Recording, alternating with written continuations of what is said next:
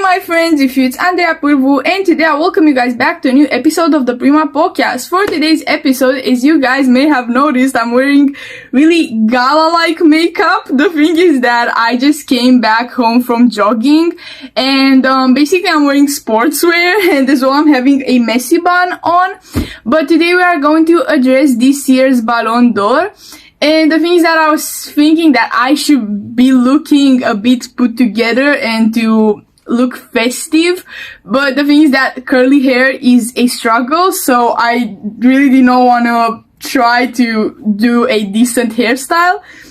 And as well, I was not really feeling like changing, so I decided to, in order to look a bit put together and to be in this vibe of the Ballon d'Or ceremony, to at least try to put on a gala makeup. So that's basically it. I'm sorry that only like this part looks good, but the rest it's pretty much a trash, but that's it. Anyways, as I said, today we are going to discuss the Ballon d'Or ceremony, and yeah, without any further ado, let's get started. So I'm going to start by reading to you guys out loud the final top 10 ranks. So yeah, number 10 was Kane, number 9 Kroos, number 8 Yamal, number 7 Lautaro Martinez, number 6 Mbappé, number 5 Haaland, number 4 Carvajal, number 3 Bellingham, number 2 Vinicius, and the winner was Rodri. My top 10, to be honest, it's very, very different. And yeah, basically I'm not going to read it to you in order. I'm going to go a bit through them, and yeah, it's not going to be in order for suspense, you know. So first I'm going to talk about Phil Phoden. I really liked his performances last season. In my opinion, he was the best player in the Premier League, and as well he won the Premier League, and yeah, I think that he definitely deserved this year to be number 10 in the Ballon d'Or ranks. Then Harry Kane was not too shabby either. I really liked him. He anyways won an award yesterday. He won the award of the basically the most goals scored in internal leagues.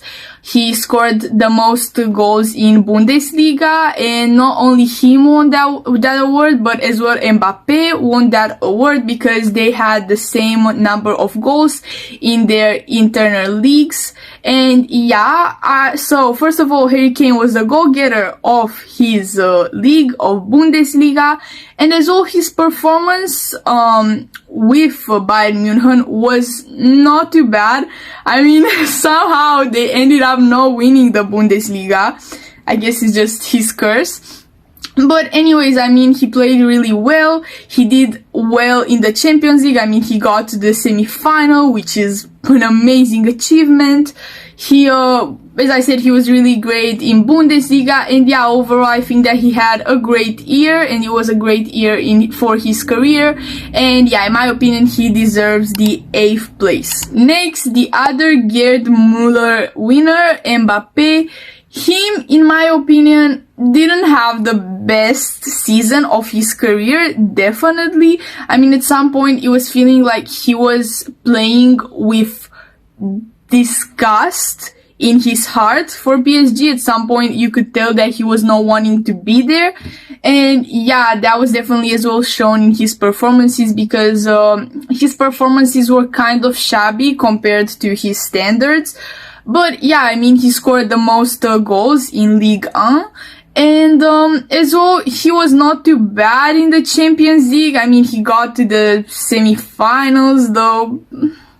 Yeah, he was okay. As I said, it was not one of the greatest years for him, but he was okay. So in my opinion, he deserved the 7th place. Next, we have Haaland, who it definitely did not have the greatest season of his life. It was a really good one, but it was not as good as the 2023 season, where in my opinion in that year he deserved to win the Ballon d'Or, but it wasn't for him, sadly. But anyways, he still had great performances. He scored lots of goals in the Premier League. He won the Premier League. But yeah, I mean, what I think that dragged him down this year especially was the fact that him in the Champions League didn't really perform. I mean, him against big teams and really good defenders, he was pretty silent on the pitch. The thing is that in the past 2 years since he transferred to Manchester City, I haven't seen him playing too much tactically, and he stopped dribbling that much. He stopped doing all of those kind of things. I mean, he now is only kind of shooting. He's getting the ball and he's shooting. He's playing number 9. Yeah, of course. But yeah, I mean, with this style of playing, he's not really able to perform against, as I said, against really great defenders like Rudiger, for example, because them against Real Madrid, that was the one when they fell down and they got out of the Champions League. So yeah, I mean, him, for example, against Rudiger, he was not able to go past him and be able to get the ball and shoot.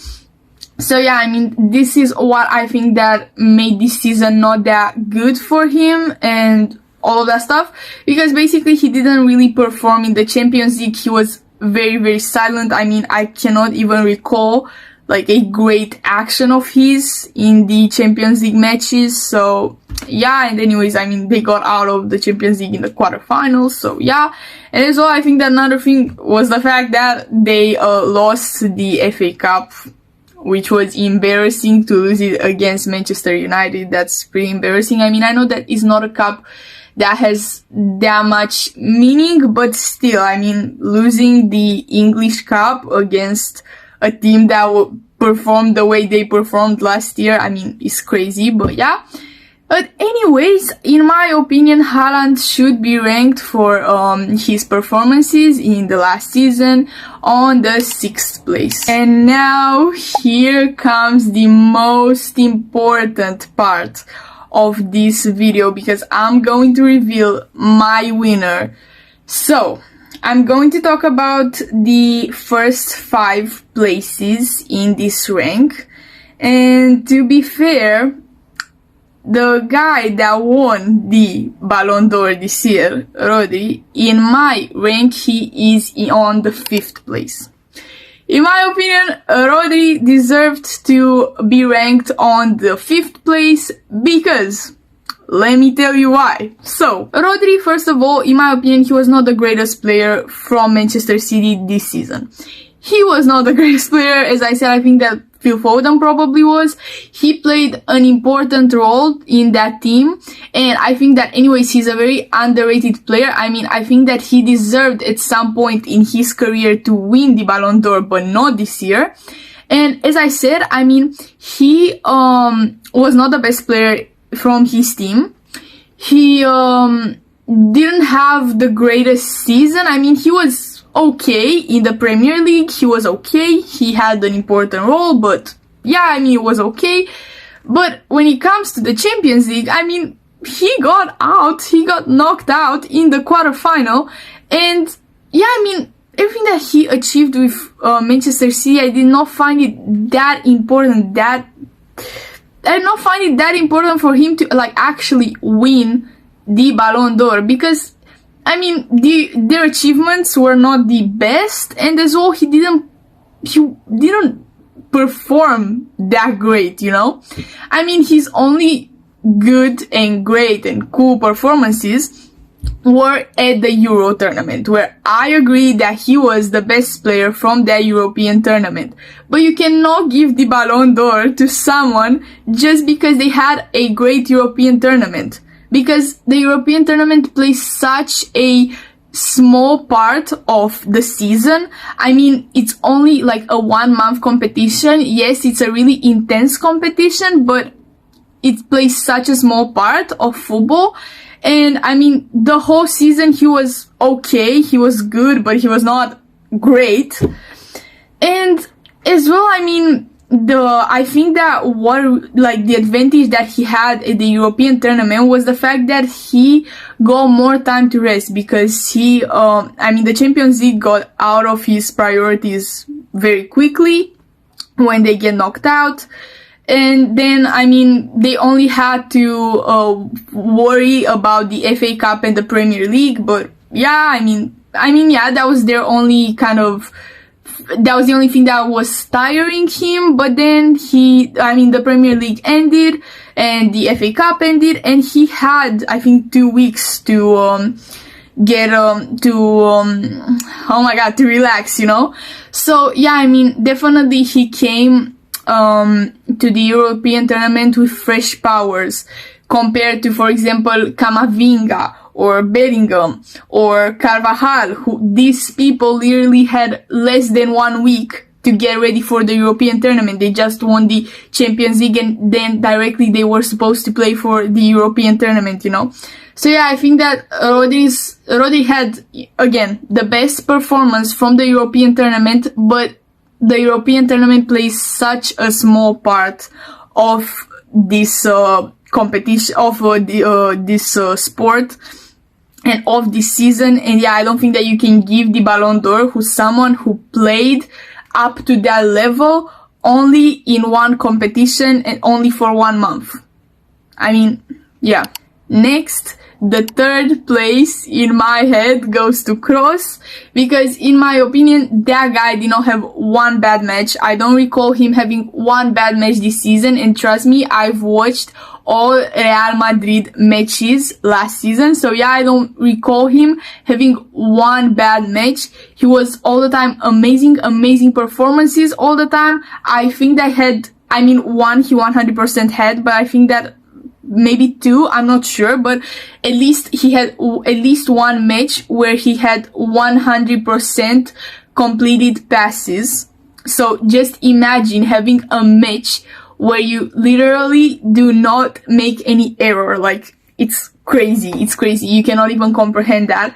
And yeah, I mean, he won the La Liga, he won the Spanish Cup, and he won the Champions League, and he had an important role in winning these trophies. And yeah, I mean, his European tournament was not the best, but he definitely proved a lot in the European tournament as well.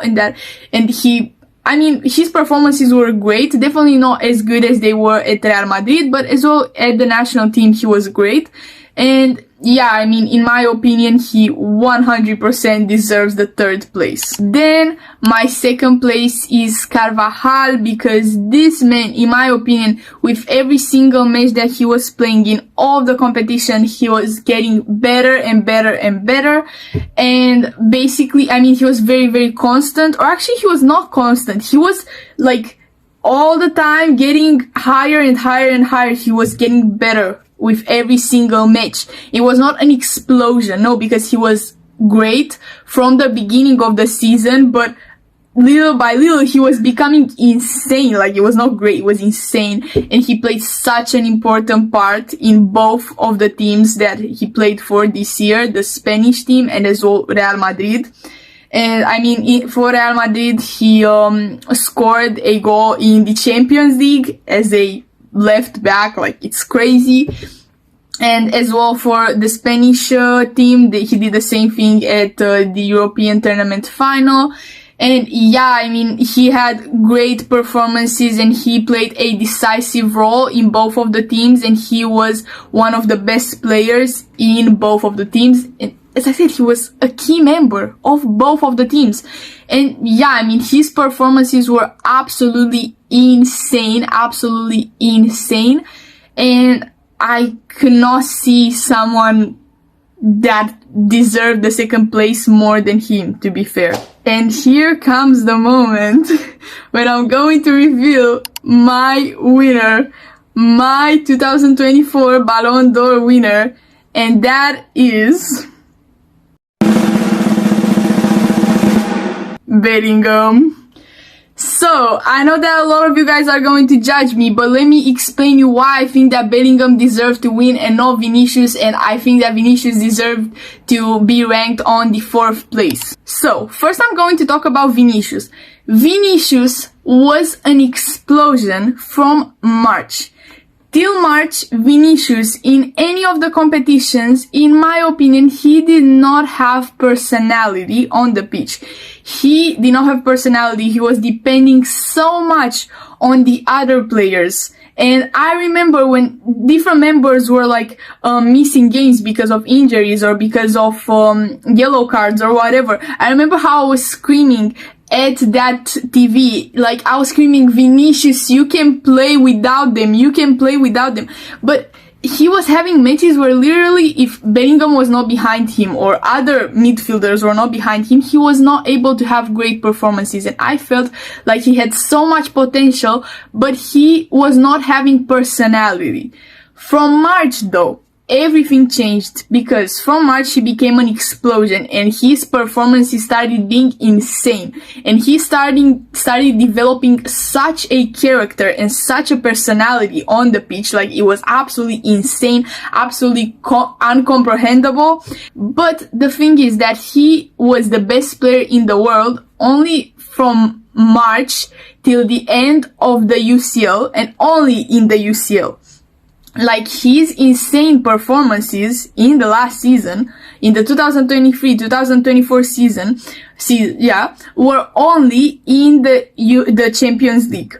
He was an explosion, he was insane only in the Champions League for 3 months. Because besides that, in La Liga, even though he started developing, as I said, from March, he started developing character and personality, his performances were still not insane. They were still not, you know what I mean? They were good, but not Ballon d'Or worth, you know? Ballon d'Or winner worth. So, in my opinion, you cannot give the Ballon d'Or to a player that was insane only 3 months in only one competition, you know? And as well, I mean, now let's talk as well about his performances for the national team in Copa America. I'm sorry, but he was... Nah, we are not going to discuss about that because awful. Like, it was bad. So, yeah, I mean, he was constant and he was insane only for 3 months in the Champions League. And now, in this beginning of the new season, he is playing as well as he was playing in those 3 months in the Champions League. Now he's constant. Now, yeah. But the thing is that the Ballon d'Or is awarded to the last season. It's awarded to the 2023-2024 season performances, you know. So, yeah, I mean, last season, I don't think that he deserved to win the Ballon d'Or. I think that Carvajal and Kroos were better than him, and definitely Bellingham was better than him.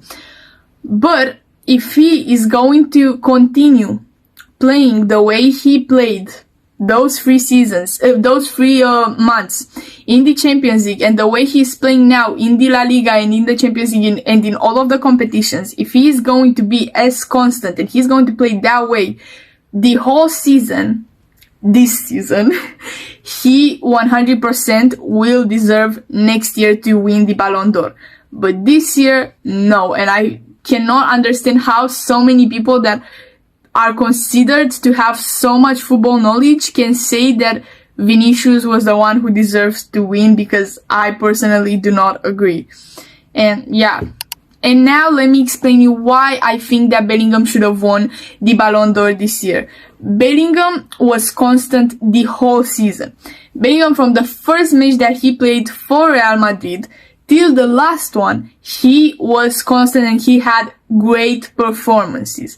I mean, he had very few matches where his performances were shabby, but those were after he injured. But besides that, he was amazing. He scored so many goals. I think that he was the 3rd one, like in the La Liga goal getter rank. I think so. So yeah, I mean, he scored so many goals. He plays such an important part for Real Madrid. He had insane performances in La Liga, insane performances in the Spanish Cup, and in the Champions League. Even though everybody is going to bite his ass and is going to go like, yeah, but in the Champions League he was absent and all that stuff. Well, that's not true. Bellingham in the Champions League, he was not playing that much in the attacking field. So automatically somehow you are not seeing him scoring goals. I mean, he didn't score goals and you were not seeing him that much, but he was playing as a defensive midfielder because that's what he has been asked to do. And honestly, he had done a great job as a defensive midfielder. I mean, I really do not know how people did not notice that. I mean, most of the people that say that he had bad performances in the Champions League are basically my friends that only know football from like watching it on the TV and not actually having super big football knowledge or whatever. But like, yeah, if you have football knowledge, you know that he was not playing in the attacking field. He was playing in the defensive field. So, and yeah, he had great performances as a defensive midfielder. So as well in the Champions League, he was pretty great. The thing is that though in the Champions League, in the Champions League final, he didn't have the best performance, though he did the decisive pass for Vini, who scored. I mean, he did that assist. He did an assist in the final, in the Champions League final. So still, that's really big.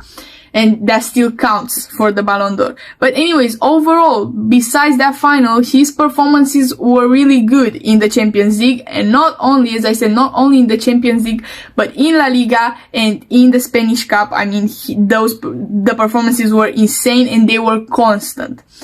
Then, we are going now to address the European tournament. In the European tournament, he definitely did not play as well as he did for Real Madrid. Because as well, already he was tired. I mean, think about it. He played in 3 competitions the whole year and he had only 1 week to rest and he was already supposed to come for his national team to the European tournaments. So he didn't really have the time to rest and he was very, very tired. I mean, you could notice that, okay? But he still had important performances and he was a key player in his team. I mean, he scored 2 really important goals, the one in the groups and that one with Slovakia, which was insane, was really important. I mean, he, in that moment, unblocked the game and basically because of him, England won.